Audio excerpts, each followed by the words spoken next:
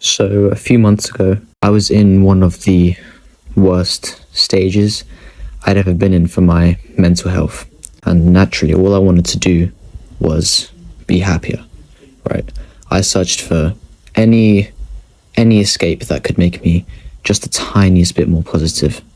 As you can probably imagine, I searched for my answer on social media, right? So I went through various different self-improvement channels. They actually gave pretty good advice, I'm not gonna lie.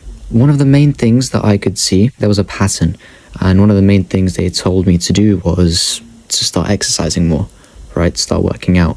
Maybe to start going out into nature more. This is something I definitely started doing. I remember in December, I would literally, I think in the Christmas holidays, I woke up at like 8 a.m. every day to work out. That was my routine. Wake up 8 a.m., work out, work on YouTube. Because I needed to distract myself from what was going on inside my head. It's natural, right? As humans, we look for an escape. We look for something that could just take our minds off that thing that's really bothering us. These things that I started doing genuinely helped my mental health so much. It gained me so much confidence in myself that I was actually working on myself, making myself a better person. But it was literally just a distraction. Because I noticed when I got back to school, literally the first day, I felt the exact same as I felt in December. I felt terrible because I'd been reminded of my problem, right? My problem started mainly from school. I didn't know what to do. I was really upset that day. And I was just like, in my room, all upset. And I kind of stopped myself and asked myself, why am I still clinging on to this? Why am I clinging on to this sadness?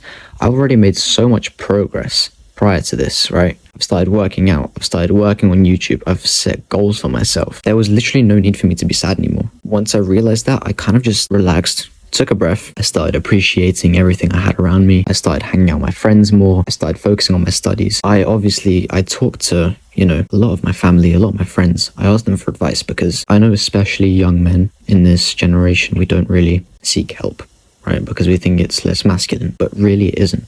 It really isn't. It's a brave thing to do, genuinely. So if you're going through it, don't be afraid to ask someone for help. That is such a big mistake that so many guys make just because they think, nah, I'm going to thug it out, right? I'm going to get through this by myself. Like, you don't need to. So aside from everything I've just said, I think what worked the best for me was time. We've all heard that saying, right? Time heals all wounds. And it's true. If you guys are any good at science in school, you'll know what a catalyst is. Time is basically a catalyst for your mental health. Your mental health will improve with time if you do the things necessary in that time to improve it. It's not just going to come naturally. If you're just honestly constantly clinging on, listening to sad music all the time, you're not going to get better, right? So you need to start doing these things. You need to start looking at yourself and saying, right, what can I actively do to just make myself that bit better, right? The tiniest bit better. I promise you, time will heal you.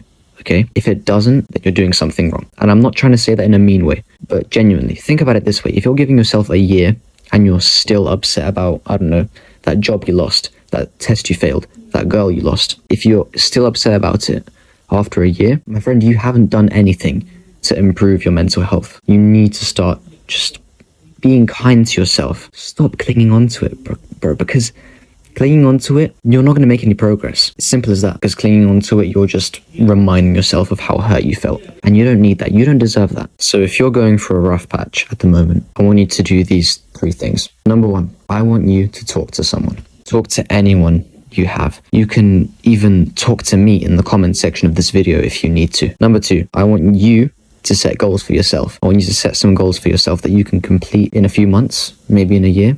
Maybe even in a few weeks, right? For example, I have my GCSEs. I'm working towards that right now. I'm like revising. I'm going to interventions, all that kind of thing. Number 3, the most important one, be kind to yourself. Please be kind to yourself. Don't think to yourself, oh, I'm less of a man because I'm still upset about this. You're just healing.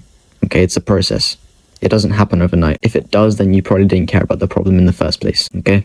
So please be kind to yourself. Treat yourself to good times. Like, you don't want to be just being mean to yourself about it.